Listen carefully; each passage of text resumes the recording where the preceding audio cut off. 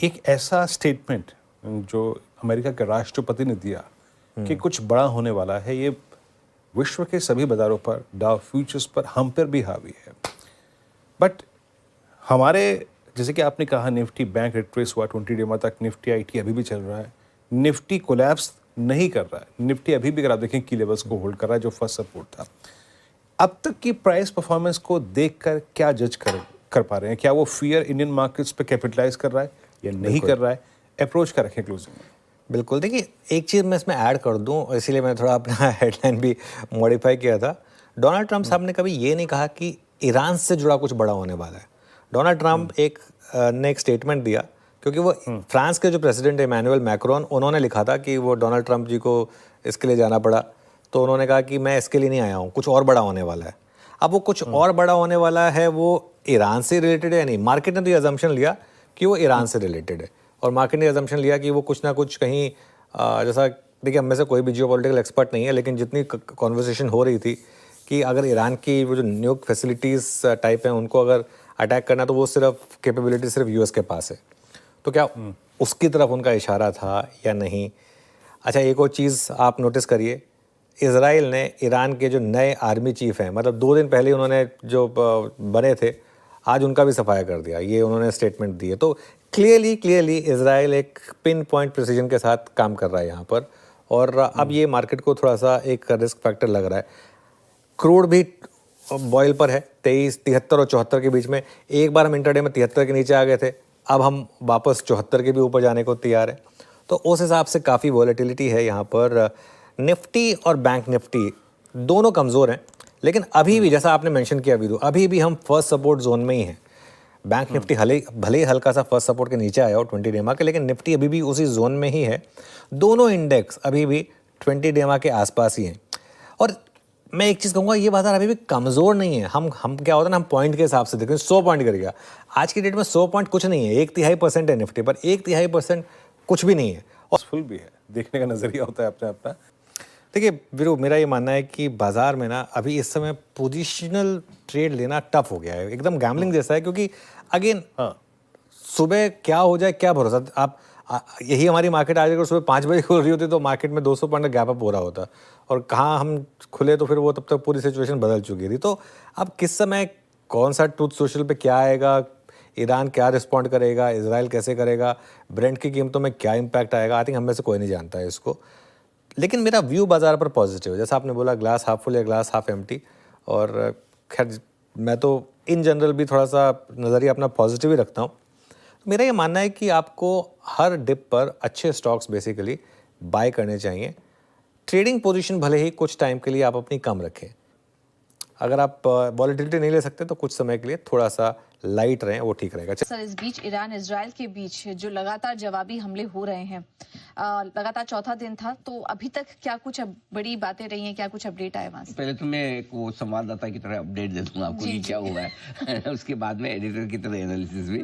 तो पहली चीज तो ये कि क्या कुछ युद्ध को लेकर हुआ है वो समझ लीजिए, जान लीजिए। लगातार चौथे दिन डिशम डिशम चल रही है दोनों की तरफ से, बड़ी वाली लड़ाई जा रही है। अभी क्या हुआ है कि इजराइल ने ईरान का वो उड़ा दिया, पूरा नेशनल टीवी था, हाँ टीवी, हाँ उड़ा दिया। और दूसरा, ईरान का इजराइल के हाइफा पोर्ट पर भी अटैक हुआ, वहाँ पर ऑयल प्लांट पर, पोर्ट पे नहीं ऑयल प्लांट है वहाँ पर उन्होंने अटैक किया है। ऐसा नहीं कि खाली इजराइल ही मारा है, ईरान ने भी इजराइल के सारे शहरों पर बमबारी की, तो दोनों तरफ से हमले चल रहे हैं।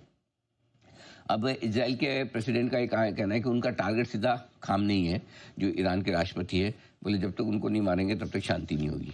तो ये मतलब एक भी दोनों की तरफ से न तो एक्शन कम हुआ है, न कोई स्टेटमेंट पॉजिटिव आया। अब जो मास्टरमाइंड, किंग पिन जो कहना चाहिए, जिनके इशारों पे चीज़ें चल रही, ट्रम्प साहब, उनके लिए भी इस तरह के माहौल में चुप रहना तो संभव है ही नहीं। तो पहली बात तो G7 की जो बैठक चल रही है उसमें उन्होंने ये कहा कि ईरान की हार तय है। उन्होंने डिसाइड भी कर लिया, डिक्लेयर भी कर दिया कि ईरान का जहां है, और उन्होंने कहा कि हम हमेशा, इन्वर्टेड कॉमास में, हमेशा इजराइल का ही साथ देंगे, हमेशा इजराइल का साथ देंगे, और जल्द से जल्द बातचीत के साथ इस मुद्दे को हल करना चाहिए, ये उनका कहना है। बातचीत का मतलब क्या? उनके बातचीत का मतलब है कि ईरान चुपचाप मान जाए, जो हम कह रहे हैं वैसा। और क्या कहना चाहिए कि ईरान को तत्काल डील साइन कर लेनी चाहिए, क्योंकि उनका जो रवैया है वो ह्यूमनिटी के खिलाफ है, शर्मनाक है, ये उनका कहना है। साथ ही ट्रम्प साहब ये भी कह रहे हैं कि ईरान के पास न्यूक्लियर वेपन्स हम होने ही नहीं देंगे, उनके पास होने का कोई स्कोप ही नहीं है। और जो सबसे बड़ी बात उन्होंने कही है जो बहुत इंपॉर्टेंट है वो ये है, पहली तो ईरान की हार तय है और दूसरी ये कि तेहरान को जल्द से जल्द खाली कर देना चाहिए। ये मतलब इसका मतलब क्लियर कट है कि और वो बड़े एक्शन की तरफ इशारा कर रहे हैं और इस बड़े एक्शन की तरफ जो इशारा कर रहे हैं उसका एक और कंफर्मेशन आया है। वो G7 की बैठक पहले ही बीच में छोड़ के निकल गए, मैं जा रहा हूँ, बाय बाय। भाई अभी हाँ, दुनिया भर में वो कहने के लिए तो सारे दुनिया के 7 बड़े देश हैं वहाँ पर, तो सबकी बराबरी चिंता ऐसा तो नहीं है, लेकिन इसका मतलब ये कि कहीं न कहीं जिस तरह के वो संकेत दे रहे हैं, हो सकता है कोई बड़ी बात नहीं कि थोड़ा सा मामला बढ़ता या बिगड़ता हुआ दिखे। अब इसमें 2 चीज़ें हो सकती है, जिस तरह से हल्की फुल्की उन्होंने धमकी दी, पहले समझाया कि भाई डील कर लो, है ना, ईरान को बता, ईरान और इसराइल को डील कर लो, दोनों मैं तुमको बहुत सारा बिजनेस दूंगा, ये टैक्स वैसे उससे दोनों को समझ नहीं आया, ठीक है। अब इसके बाद ट्रम्प ने सीधे तौर पर धमकी दे दी है कि भाई ईरान का हारना तय है और मैं ये सब करने वाला हूँ। इस बीच उनका बीच में से निकल जाना 2 तरह से, एक तो या तो दबाव बनाने की रणनीति जिससे कि ईरान थोड़ा बैकफुट पर आ जाए, या वाकई में अमेरिका कुछ बड़ा करने की तैयारी में है।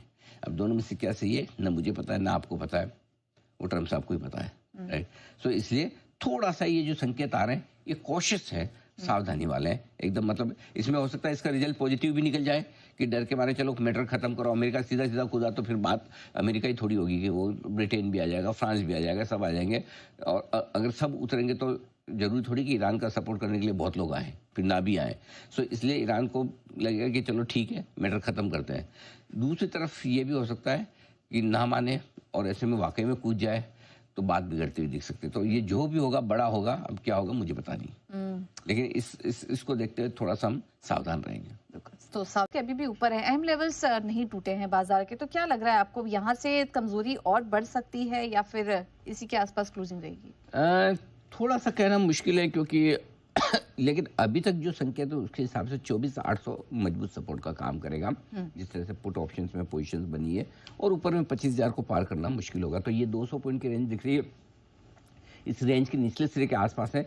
24,800 के नीचे जाने पर कमजोरी के संकेत थोड़े से बढ़ते हुए दिखेंगे, लेकिन है मल्टीपल सपोर्ट, 700 पे भी है, 750 भी है, 600 भी है। सो सपोर्ट तो बहुत सारे हैं। सो इन इतने सारे सपोर्ट होने की वजह से पूजा एक फायदा ये है कि आप एकदम ऐसा ढह नहीं जाएंगे, गिर नहीं जाएंगे, मतलब ऐसा लुढ़क नहीं जाएंगे। गिरेंगे तो भी वो क्या ग्राइंडिंग मार्केट है ना, धीरे धीरे पूरा तेल निकाल देता है आपका, और बढ़ने में भी जोर आए घटने में भी जोर आए, ये वैसा वाला मार्केट है। जो उतार चढ़ाव दिख रहा है उसकी वजह साफ है कि जो कुछ भी ट्रम्प साहब G7 की मीटिंग छोड़ के वापस निकल गए, लोगों को लग रहा है कि कुछ अमेरिका कुछ बड़ा करने की तैयारी में है। दूसरा, जिस तरह से धमका रहे हैं कि तेहरान को खाली कर लीजिए, इसका मतलब कहीं न कहीं कुछ बड़े एक्शन की तैयारी होगी तभी तो वो कह रहे हैं, नहीं तो उनको इस लेवल तक की चेतावनी देने की क्या नौबत आ गई कि वो तेहरान को ही खाली कराए करे। अब देखो, जिसको नेगेटिव सोचता है उसके पास बहुत सारा मसाला है सोचने के लिए। पॉजिटिव साइड में आप देखेंगे तो कच्चा तेल बढ़ना बंद हो गया, लेकिन कच्चा तेल बहुत वोलेटाइल हो रहा है। नीचे में 75, ऊपर में 75 के आसपास आता है, सप्लाई आती है, नीचे में 73 के आसपास आता है, फिर से रिकवरी आती है। $2 की रेंज है, लेकिन वोलेटिलिटी अच्छी खासी है कच्चे तेल में भी, और वापस थोड़ी बढ़त आती भी दिख रही है। सो वो भी थोड़ा आपको डिस्कम्फर्ट दे रहा है। सो क्या है, जब आपको ये पता है कि आपको कुछ नहीं पता कि आगे क्या होने वाला है, नेक्स्ट क्या होने वाला है, तो फिर आप है ना वो उल काम करते हो, अंदाज से करते हो कि ये ले लें, वो बेच दें, इस लेवल पे ले लें, उस लेवल पे बेच दें, फिर उसमें कुछ आना जाना है नहीं। सो ये बाजार इस वक्त क्या थोड़ा डायरेक्शन लेस है, इवेंट बेस्ड है, तो इसलिए ऊपर नीचे का दिमाग हम भी नहीं लगाएंगे। हम सिर्फ इतना काम करेंगे पूजा, 24,800 के नीचे आएगा तो दिन के दौरान कमजोरी का संकेत बढ़ेगा, वो स्टॉप लॉस रखेंगे। क्लियर है?